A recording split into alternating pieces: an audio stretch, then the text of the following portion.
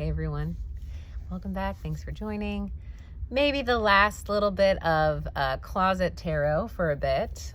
So grateful for my friend who lets me stay here on my travels. But yeah, before I get on with the day, I have a long drive back home tonight. I don't know, I was just called to do a little of a message. And so I did my typical, I pulled my card for the day and I got the Six of Cups, which, to be honest, based on the energy I've been feeling since yesterday and today, which again, back to last night's message, this intensity, it's a really soft energy. And I think that's the message here is to bring a little softness, to bring a little soft energy, a little bit of that nurturing energy, needing to be strong and hold your ground, intentful with the intensity that we feel, but bringing that feminine strength, that feminine softness.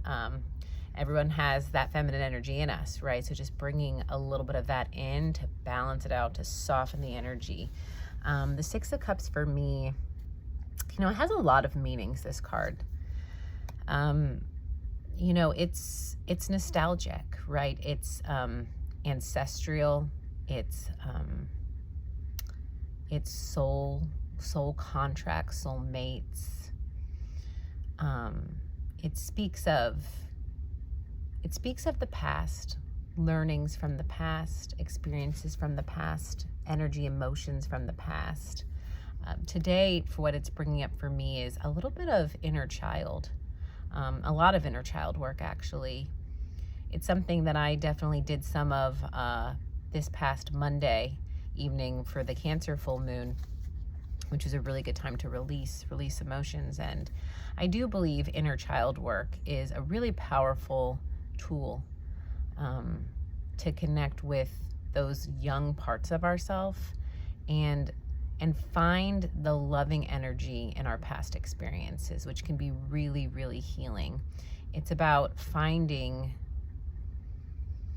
the love, the understanding of situations in the past that maybe when we look back, it really brings up a lot of intensity. It brings up a lot of more of the lower vibration emotions, resentment for the self, resentment for others, resentment for just having experienced the situation that we may feel like impacts our day-to-day lives today, right?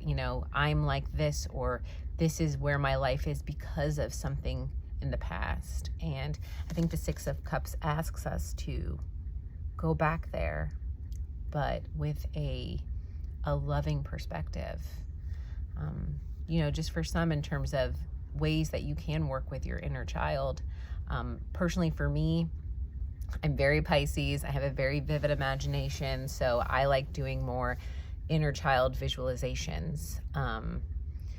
And imagining those conversations with myself, my adult self, and that young version of me. And it can be any age, right? There's definitely different time periods we can go back to and connect with that younger version of ourselves and what they were going through at that time. And understand that during those times, especially the times of challenges, what coping mechanisms did that younger version of ourselves have to utilize to cope, to protect themselves, to get us to where we are now? And those coping mechanisms, they may not be serving us as adults. That's where a lot of transformation work and healing work happens in the adult life, when those coping mechanisms we've developed when we were much younger at all different ages just start not working for us. They start not serving us anymore, but we honor them and are grateful for them. And that's the piece where this work comes in, because they're causing you distress now.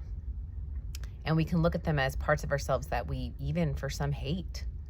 But if we can maybe go back and find the love in that, find the understanding, connect with that younger version of ourselves, we can begin to understand. We can begin to see how maybe alone we were in trying to cope with some really difficult times of our lives, and how thankful we are for those parts. Thankful how smart we were in those times to find mechanisms that worked, because we are here. We're here now. So, for some, and if there are some of you who want to do some of this work, the way that I do it is with more meditative visualizations. A really good practice is to imagine just a space that feels safe and comfortable to you. So it could be, a living room. It could be a place that it could be nature. So start with picturing an environment that feels safe and nurturing for you. And once you have that space, get comfortable. Imagine yourself in that space. Imagine that there's a door, and invite whoever is at that door, whatever version of yourself. It could be a very young version, it could be a teenage version, whatever version of yourself wants to come in. Invite them in and have a conversation with them. Ask them questions. What are they experiencing? What do they need from you? How can you help? And give that to them. Because you are going back and healing. You're going back and giving that version of yourself what they needed back then that they didn't get, so they didn't have to possibly create those coping mechanisms. So doing that, really going back and connecting with that younger version of yourself, empathizing with that version, really understanding what they were going through, but then also come from a place of compassion, because we can only empathize for a small bit of time, right? This is empathy versus compassion. And more as I go through this work, I'm realizing how important that difference is. I had a friend give me their perspective on this. I'll link their social media in this link. They have a great Instagram site with some great words of wisdom, but they really did speak to me in terms of empathy versus compassion.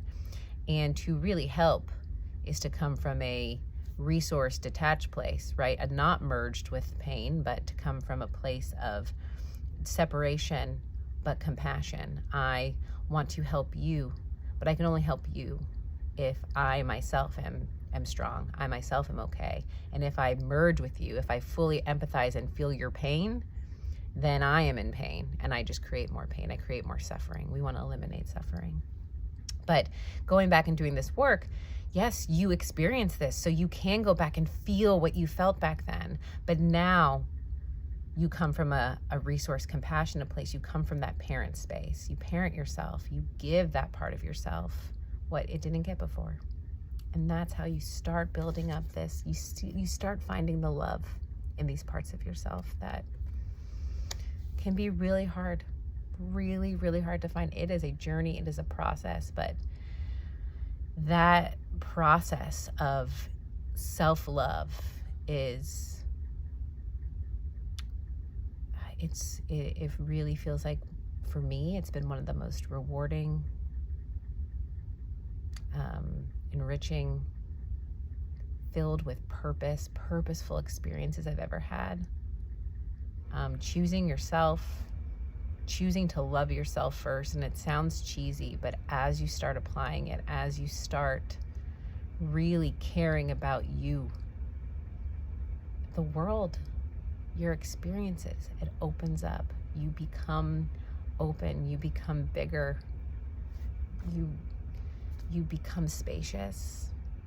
And then you start really putting in skills and boundaries that you'd be surprised you didn't have before. You really start building up that self-respect component that I think we all miss a lot of. We miss it with ourselves. We think we're holding ourselves in with self-respect, but you'd be surprised as you start doing more of this work how it becomes more clear. The boundaries you need to set with others, the boundaries you need to even set with yourself. So yeah, there's Six of Cups energy. It's a deep one. It's very deep. It's very healing. It's really powerful. And it's what's being asked to be brought into the energy today, because I do feel the intensity especially on a Wednesday at work, things are bubbling up.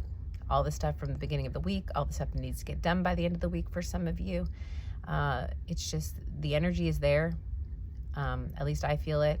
There's intensity. There could be some stress. There could be some overwhelm. Bring a softness to it. It's in you. Focus on yourself. Resource yourself. You cannot help others if you yourself are not stable and resourced. You got to take care of yourself first. I forget where I was listening. Another video or someone was speaking about, like, if you're on a plane and the oxygen masks come down, what do you do first, right? If you have a child or a family member that you're taking care of, you still have to put your mask on first before you can then help them, right? Because you need to make sure you're resourced and able to help. So today, take that time today, no matter how many people are coming at you, no matter how many people are asking for your help, no matter how many things are so urgent, whether it be with work, whether it be with family, choose yourself. Take time out for yourself. Bring that inner softness to this intense energy. Resource yourself before you can resource others. And just recognize that if you yourself are not in that place, you won't be able to support others the way that they need to be supported, or whether they're looking to be supported, right? So yeah, that's what wanted to come out this morning. What a beautiful message. I really needed to hear this message too. I really hope you all have a beautiful day or evening whenever this message finds you. Then it was meant to find you. And with that, I hope this resonated. Please like, share, subscribe if you haven't already, and I will see you soon.